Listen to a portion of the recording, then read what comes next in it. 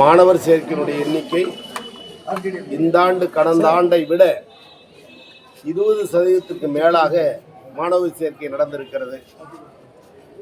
ஒவ்வொரு ஆண்டும் ஒதுக்கப்படுகிற இருக்கைகளை விட 20% இருக்கைகள் கூடுதல் அனுமதி பெற்று பல்கலைக்கழகத்தின் அனுமதியோடு கல்லூரியில் மாணவர் சேர்க்கைக்கு வழிவகுக்க வேண்டும் என்று முதலமைச்சர் உத்தரவிட்டார்.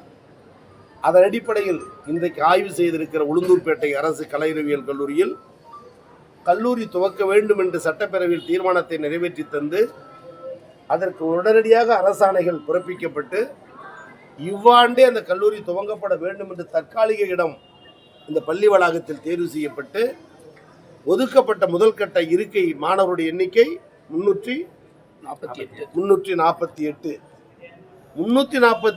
இருக்கையும் நிறைவு செய்யப்பட்டதற்கு பிறகு கூடுதலாக வேண்டும் என்று கேட்கப்பட்ட இருக்கைகளுடைய எண்ணிக்கை 58. கூடுதல் இருக்கையும் 58 நிவர்த்தி செய்யப்பட்டிருக்கிறது என்று சொன்னால் இயற்கையான இருக்கை, கூடுதல் இருக்கை இவைகளை 100க்கு 100 நிறைவேற்றி முதலிடத்தில் இருக்கக்கூடிய கல்லூரி உளுந்தூர்பேட்டை கலை அறிவியல் கல்லூரி. இது மற்ற கல்லூரிகளுக்கும் இதே போலதான்.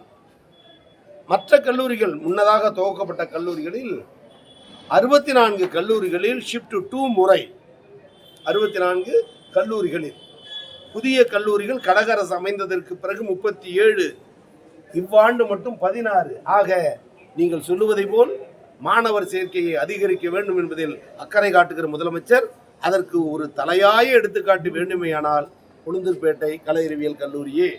இன்னும் சில வகுப்புகள் இருக்கிறது, தொடர்கிறேன், ஆய்வு முடிக்கிறேன்.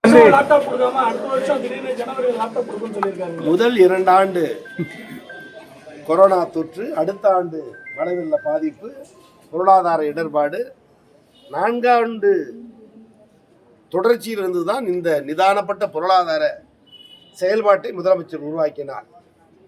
எனவே ஒன்றிய அரசினுடைய நிதி நெருக்கடி, ஓரவஞ்சனை நாட்டு மக்களுக்கு தெரியும். தமிழகத்துடைய நிதி நிலவரமும் நாட்டு மக்களுக்கு நன்றாக புரியும்.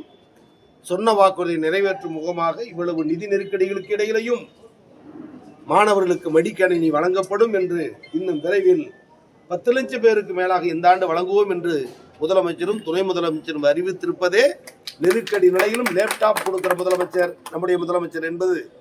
எனவே தேர்தல் நேரத்தில் சொன்ன வாக்குறுதிகளை நிறைவேற்றுவதில், அதில் உயர்கல்வித்துறையில் நிறைவேற்றி தருவதில் முழு கவனம் காட்டுகிற முதலமைச்சரை பெற்றிருப்பதால் தான் இந்தியாவில் தமிழ்நாடு உயர்கல்வியில் முதலிடத்தில் இருக்கிறது, பெண் கல்வியில் முதலிடத்தில் இருக்கிறது.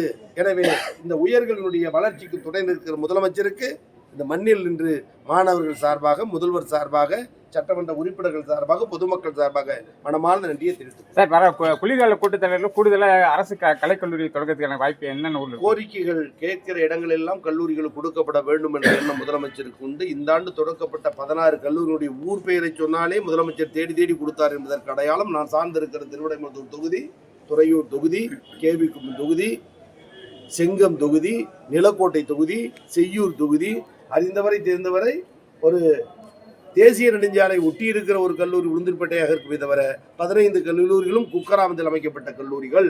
எனவே கோரிக்கை இருப்பின் முதலமைச்சருடைய கவனத்திற்கு எடுத்துச் சென்று கல்லூரிகள் அமைக்க அரசு முன்வரும்.